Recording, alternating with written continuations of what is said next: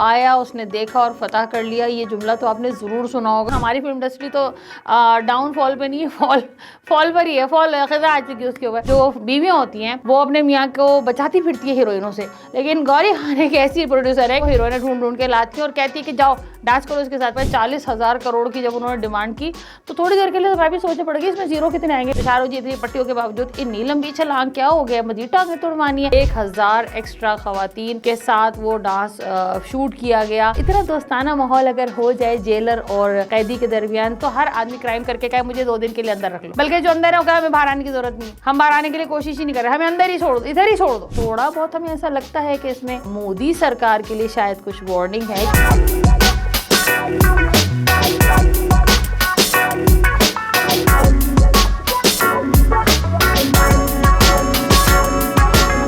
शाहरुख खान की जवान फिल्म आई और आती छा गई। वो आया, उसने देखा और फतह कर लिया। ये जुमला तो आपने ज़रूर सुना होगा। लेकिन शाहरुख खान कोई न्यू कमर तो नहीं है, बल्कि इनफैक्ट बहुत सारे लोगों ने उनकी फिल्म देखने से पहले ही कह दिया कि आ गया तू जवान हो।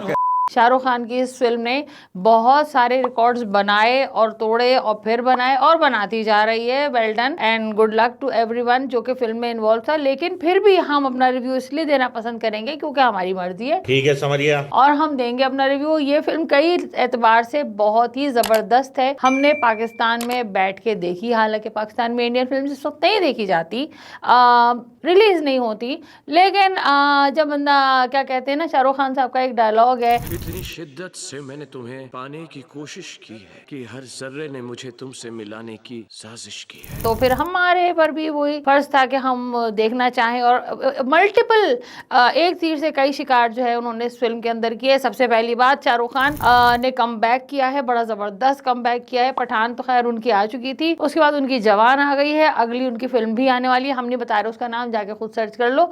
और उसके बाद प्रेजेंटेशन, डायरेक्शन बहुत जबरदस्त, बहुत ही अच्छी, बहुत आला, स्टोरी से ज्यादा डायरेक्शन। और उसके बाद शाहरुख खान ने अपनी जो एक्टिंग स्किल्स हैं वो बहुत बेस्ट पे, पीक पे नजर आई है हमें। हर चीज बहुत अच्छी। ऑब्वियसली कहानी या हीरोइन का कैरेक्टर तो इतना कोई ख़ास नहीं है। बेसिकली इंडियन फिल्म प्रोड्यूसर्स ने और डायरेक्टर्स ने एक चीज़ बहुत अच्छे से समझ ली है कि हम अपने मुल्क के लोगों को मसाइल हल नहीं कर सकते, but we can sell their dreams. हम उनके ख्वाब बेच सकते हैं। हम उन जो कुछ वो सोचते हैं, वॉट एवर दे थिंक, कि वो अगर सोचते हैं कि वो 10वीं मंजिल से कूद सकते तो we can make it happen. अगर वो सोचते हैं कि हमें ऐसी लड़की हीरोइन मिलेगी तो we can make it happen. और यही चीज़ ड्रीम सेलिंग की हर टेक्निक से इस फिल्म को कामयाब बनाने के लिए 12 मसाले की चार्ट जो है वो बनाई गई है। और अच्छा रहा फॉर्मूला, चार्ट सबको पसंद आई। इसे प्रेजेंटेशन स्किल्स बहुत अच्छी थी, शाहरुख का कमबैक बहुत अच्छा हुआ, शाहरुख की एक्टिंग बहुत अच्छी, मासेस की फीलिंग यानी लोगों की फीलिंग्स के साथ किस तरह से प्ले किया जाता है, क्या वो देखना चाहते हैं, क्या वो चीज़ें हैं। अच्छा, बहुत सारी चीज़ों पे हम थोड़ा सा डिस्कस करेंगे कि कहीं कहीं हमें ऐसा लगा कि मैंने ये जाना गोया ये भी मेरे दिल में है वाली बात, कि लेकिन हमारे अभी कुछ इसी किस्म के हालात है, इसीलिए हमें ज़्यादा चुलती कि हम ज़रा उसको देख लें। और हमने देख भी ली फिल्म और हमें अच्छी लगी, तो मल्टीपल था। अच्छा, मज़े की बात यह है कि फिल्म की हाइप इतनी क्रिएट की गई। जैसे कि हमने पहले जवान के हाइप के ऊपर एक रिव्यू दिया था जिसपे लोगों ने कहा था कि भाई जवान तो भी रिलीज नहीं हुई, आपने रिव्यू क्यों दे दिया। तो अल्लाह के बंदो, पहले उसको पूरा देख लो, रिव्यू को नहीं देखा तो जाके देख लो। जवान के हाइप का रिव्यू था वो, और हमने उसके अंदर बहुत सारी दूसरी फिल्मों को भी डिस्कस किया था। लेकिन अब हम जवान के आने के बाद और उसके एक के बाद एक रिकॉर्ड बनने के बाद हम मजबूर हो गए कि हम उसके ऊपर भी रिव्यू दें, क्योंकि हमें बहुत पसंद आई थी। और अच्छी चीज को तारीफ करनी चाहिए, क्योंकि वो ना सिर्फ अपने लिए अच्छी होती है बल्कि दूसरों को भी उससे बहुत कुछ सीखने को मिलता है। हमारी फिल्म इंडस्ट्री तो डाउनफॉल पे नहीं है, फॉल पर ही है। फॉल खज़ा आ चुकी है उसके ऊपर। तो बहरहाल सीखने वाले बहुत कुछ सीख जाते हैं, सीखना चाहिए। ये बहुत अच्छी चीज़ है कि आप अपना जहन खुला रखें। अच्छा, शाहरुख खान की ये फिल्म थी, इसमें मज़े की बात यह है कि इसकी हाइप जब क्रिएट की गई तो ये बताया गया कि ये फिल्म डायरेक्टर, प्रोड्यूसर और शाहरुख खान के अलावा किसी ने नहीं देखी। चलो, शाहरुख खान और प्रोड्यूसर तो प्रोड्यूसर कौन है? गौरी खान है, वो शाहरुख खान की बेगम है। वो तो कोई मसला ही नहीं था उसको दिखाना, वो तो कहते चलो बेगम आओ खाने के बाद आज फिल्म देखेंगे, तो भाई चलेगा, फिल्म देखने के लिए चलेगा। अच्छा नॉर्मली जो है ना वो बेगम कह देती है कि भाई अभी मुझे बर्तन धोने हैं, अभी जो है मेहमानों ने आना है, अभी मुझे रोटी डालनी है, लेकिन जाहिर बात है गौरी खान का पैसा लगा हुआ था, तो उन्होंने कहा हाँ भाई हाँ फिल्म देखनी है। तो इस तरह शाहरुख खान और गौरी खान ने वो फिल्म देख ली, रह गए डायरेक्टर बेचारे को बुला लिया भाई चलो हाँ भाई फिल्म देख लेते हैं, तो घर घर की बात है, कोई मसला नहीं है। उसके बाद एक ट्रेंड सेटर ये फिल्म ये भी रही कि नॉर्मली गौरी जो बीवियां होती हैं वो अपने मियाँ को बचाती फिरती है हीरोइनों से, लेकिन गौरी खान एक ऐसी प्रोड्यूसर है कि जिन्होंने नए एक बहुत जबरदस्त जो है ना वो हीरोइने ढूंढ ढूंढ के लाती है और कहती है कि जाओ डांस करो इसके साथ, जाओ एक्टिंग करो इसके साथ, जाओ तुम्हारा सीन है इसके साथ। तो हर तरह का जो एफर्ट है वो फिल्म को कामयाब बनाने के लिए किया गया और बड़ा सक्सेसफुल रहा। जो थीम है वो रॉबिन हुड हम सबके दिमागों में है। रॉबिन हुड का एक कैरेक्टर है कहानियों में, और एक आर्टिफिशियल के वो जनाब एक आदमी होता है जो अमीरों से पैसे लेके गरीबों को देता है और खैर ख्वाह होता है, और वो नॉर्मल लाइफ में बड़ा लोगों के साथ घुल मिल के रहता है, पता भी नहीं चलता। वही सारा कैरेक्टर है कि शाहरुख खान जो है वो नॉर्मली किसी और तरह बिहेव करते हैं, और फिर वो कभी ट्रेन अगवा कर लेते हैं, उसमें वो टकले होकर आ जाते हैं जैसे कि हमने कहा, उसके बाद वो कभी बाल बढ़ा के आ जाते हैं, कभी वो मम्मी बन के आ जाते हैं, और हर कोई जो है वो इतना इंस्पायर हो जाता है उनके उस कैरेक्टर से कि हर आदमी कहता है कि ये तो मैं हूँ, ये तो मैं हूँ, और बुरा आदमी मशहूर हो जाता है। अच्छा ये चीज़ हम सबके जहनों में होती है कि उसको देख के, फिल्म को देख के अंदाज़ा ये होता है कि जिस तरह से हम पाकिस्तानी पॉलिटिक्स के अंदर बहुत सारी चीज़ें फील करते हैं कि हमारा बच्चा जो है वो इस तरह का पढ़ रहा है, इस तरह की चीज़ों में, और अमीरों के बच्चे जो है वो इस तरह पढ़ रहे हैं, सियासतदानों के बच्चे इस तरह से हैं। तो ये चीज़ इसका मतलब है इंडिया में भी पाई जाती है, जब ही तो फिल्म इतने बिजनेस कर रही है, वरना एक चीज़ अगर आर्टिफिशियल होती, नहीं एग्जिस्ट कर रही होती, लोगों के दिल को नहीं छूती। क्यों छुआ उसने? इसलिए कि वो वहाँ एग्जिस्ट करती है, और वहाँ पे भी उसी लेवल के करप्शन, और बल्कि वही वाली बात के गरीब कौम जो है हज़ारों करोड़ रुपए, 40,000 करोड़ की जब उन्होंने डिमांड की, तो थोड़ी देर के लिए तो मैं भी सोचने पड़ गई इसमें जीरो कितने आएंगे। फिर मैंने सोचा इतना दिमाग पकाने की जरूरत नहीं, हमें ना ज़िंदगी में कमाने, ना देखने, ना लेने, ना देने किसी को, तो हमने क्या जरूरत है करने की, चलो फिल्म देखते रहते, कोई मसला नहीं है।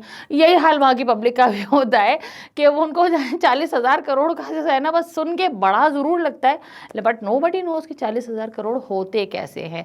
तो ये जो मासेस की और लोगों की फीलिंग से खेलने वाली चीज़ है ना, ये इस फिल्म के अंदर बड़े टेक्निकली की गई है और बहुत ज़बरदस्त की गई है। Well done. फिल्म शुरू होती है क्यूरियोसिटी से कि लोगों का तजस्सुस बढ़ाया जाए कि कौन सा मरीज़ है जिसका इलाज हो रहा है, और बड़े लंबे चौड़े तरीके, यूनानी तरीके इलाज से हो रहा है, और उसके बाद अचानक से एक फसाद मच जाता है, बिल्कुल वैसी जैसे शादियों में कोई नाराज़ हो जाए फुप्पा एंड टाइम पे, और खाने के वक्त जो है एक भगदड़ मच जाए कि भाई फुप्पा नाराज़ हो गए। तो इसी तरह से ऐसा लगता है कि दुश्मनों ने हमला कर दिया है, या शायद बहुत देर बाद शादी में जब खाना खुलता है ना तो इसी किस्म की भगदड़ मचती है। तो उस तरह की भगदड़ मच जाती है और लड़ाई शुरू हो जाती है, और उसमें पता चलता है कि वो जो जख्मी था असल में वही हीरो है, और वो होते हैं शाहरुख जी। तो शाहरुख जी इतनी पट्टियों के बावजूद इतनी लंबी छलांग, क्या हो गया, मजीद टांगें तुड़वानी है। शाहरुख जी आप कब बूढ़े होंगे? आपका बूढ़े होने का कोई इरादा नहीं है। आपका बेटा भी लाइन में बैठा, वो कह रहा है पप्पा हटो तो हमारी बारी आए, मगर पप्पा हटने पर राजी नहीं है। म्यूजिक बहुत ज़बरदस्त है इस फिल्म की, ऐसे म्यूजिक है कि जो नॉर्मली जो म्यूजिक के जो बीट्स हैं वो लोगों को सीटों से खड़ा कर दें, और वही हुआ कि एज एक्सपेक्टेड कि जिस किस्म की म्यूजिक उन्होंने दी थी, तो उसके बाद यही होना था कि पब्लिक ने म्यूजिक के लिए जो है वो सिनेमाओं का रुख किया, और उसके बाद फिल्म के पहले सीन से गिरफ्त कर लिया, सारे सीन ने उनको, सारी फिल्म ने उनको गिरफ्त कर लिया कि हाँ जी यहाँ पे कुछ ट्रेन का सीन आ गया, फिर ट्रेन अगवा हो गई, और फिर उसके बाद जो जिस किस्म का थीम वो बनता चला गया, मोमेंटम बनता चला गया। दैट वाज वेरी इंटरेस्टिंग, और इसके अंदर यकीनन डायरेक्शन का, एक्टिंग का बहुत बड़ा हाथ है। पूरी फिल्म के अंदर सिवाय इंडिया के अंदर मौजूद करप्शन के अस्पतालों के अंदर, और कभी कभी तो ऐसा लगा कि जैसे हमारी गवर्नमेंट का जिक्र हो रहा हो, लेकिन बाकी हो यही रहा था कि वो अस्पतालों का जिक्र हो रहा है। तो अस्पतालों में वो कह रहे हैं कि अगर सियासतदान जो है वो अनाउंस कुछ और कर रहे हैं, अस्पताल के अंदर हमने ये दवाइयाँ दी और ये फैसिलिटीज़ दी, और अगर मैं मर जाऊँ या मैं ज़ख्मी हो जाऊँ तो मुझे इस अस्पताल लेके, जबकि दर हकीकत उस अस्पताल के अंदर कोई सहूलत नहीं है, बहुत ज़्यादा गंदा अस्पताल है। खैर हमें तो आदत है, हमने इंटीरियर सिंध के अस्पताल भी देखे और हर जगह के देखे, ऐसे कोई मसला नहीं है। नई चीज़ उसमें अंदर कोई नहीं थी, लेकिन हाँ उसको पर्दे पे लेकर आना, उसको आवाम के दिल की बात को पर्दे पे लेकर आना, यकीनन वहाँ भी ऐसी सूरत हाल है जब भी लोगों के दिल को ये चीज़ छू गए। उसके बाद ट्रेन के अंदर जो कुछ भी हुआ, अस्पतालों के अंदर जो कुछ हुआ, जेल के अंदर जो कुछ होता है, जेल के अंदर ख़वातीन कैदियों का इतना अच्छा इस्तेमाल किया, और इतने अच्छे जेलर जो हैं कि जो एक गाने के अंदर कैदी ख़वातीन के साथ डांस करने खड़े हो जाते हैं और वो डांस फिल्म का सबसे बड़ा डांस है जिसके अंदर 1000 एक्स्ट्रा खवातीन के साथ वो डांस शूट किया गया। इतना दोस्ताना माहौल अगर हो जाए जेलर और कैदी के दरमियान तो फिर जराइम कैसे होंगे और फिर इंस्पेक्टर को तनख्वाह किस बात की दी जाएगी अगर माशरे में इतना अमन हो जाएगा। तो ये ज़रा कुछ सोचने की बात है कि घोड़ा घास से दोस्ती करेगा तो खाएगा क्या। तो लेकिन बहरहाल प्रेजेंटेशन का कोई फर्क नहीं पड़ता। अगर इस तरह की जेलें हो जहाँ पे खवातीन इस तरह से डांस कर रही हो तो हर आदमी क्राइम करके कहे मुझे 2 दिन के लिए अंदर रख लो, बल्कि जो अंदर है वो कहे हमें बाहर आने की जरूरत नहीं है, हम बाहर आने के लिए कोशिश ही नहीं कर रहे, हमें अंदर ही छोड़ दो, इधर ही छोड़ दो, हम बहुत खुश हैं। मैंने कहा ना कि लोगों की फीलिंग से खेलते कि हमें ये चाहिए था और ये है। उसके बाद सियासतदानों के पास से खुफिया अकाउंट से और आइरिस रीडिंग यानी कि आँख के पर्दे को रीड करके किस किस तरीके से बैंकों में पैसे ट्रांसफ़र किए जाते हैं और किस किस तरीके से किसानों के बेसिकली किसानों को पैसे किस तरह से लूटे जाते हैं, किसान खुदकुशियाँ कर रहे हैं। थोड़ा बहुत हमें ऐसा लगता है कि इसमें मोदी सरकार के लिए शायद कुछ वार्निंग है, क्योंकि जिसमें उन्होंने डायलॉग बोला है कि बेटे पे हाथ रखने से पहले बाप से बात कर, और फिर उसके बाद किसानों की खुदकुशियों का भी जिक्र है, किसानों को पैसे मिलने का जिक्र है। तो शायद कहीं इंटरनल टसल हो सकता है, लेकिन बहरहाल व्हाटएवर इट इज़ ये पब्लिक की फीलिंग्स के साथ और पब्लिक के इमोशंस के साथ बहुत ज़बरदस्त प्ले किया है और उसी की वजह से शाहरुख का कमबैक हुआ है बहुत अच्छे तरीके से। अब हमारे क्विज़ की बारी है और क्विज़ में पिछली दफ़ा भी हमने जब क्वेश्चन किया था तो आप लोगों ने फ़ौरन यूट्यूब के ऊपर और फेसबुक के ऊपर उसका रिस्पॉन्ड दिया था और हमने क्वेश्चन भी बहुत आसान से पूछा था। लेकिन सबसे पहली शर्त तो यही है कि आप लोगों को, हम आपको इतने अच्छे गिफ्ट देते हैं तो आप लोगों ने हमें क्या करना है, आप लोगों ने हमें सपोर्ट करना है यूट्यूब, इंस्टा, फेसबुक और टिकटॉक के ऊपर, ताकि हम आप लोगों के लिए अच्छे रिव्यूज लाएं। और अगर किसी फिल्म का रिव्यू आप देखना चाहें तो आप हमें वो भी बताएं कि अच्छी, पुरानी, नई, ड्रामा फिल्म, ये वो जिसका भी, तो वो जरूर बनाएंगे हम आपके लिए, क्योंकि हमें भी अच्छा लगेगा नए कंटेंट पे काम करना। तो आज का क्वेश्चन ये है कि पाकिस्तान की फिल्म इंडस्ट्री में सबसे ज़्यादा रिकॉर्ड बिजनेस अब तक की हिस्ट्री में करने वाली फिल्म कौन सी थी? इसका जवाब आप यूट्यूब पे दे दीजिए, लेकिन साथ ही साथ आपसे रिक्वेस्ट है कि आप हमारे चारों फोरम्स को ज़रूर लाइक, सब्सक्राइब करें, अपनी सपोर्ट हमारे साथ रखें ताकि हम इसी तरह ग्रो करते रहें। मिलते हैं नेक्स्ट रिव्यू में। अल्लाह हाफिज़।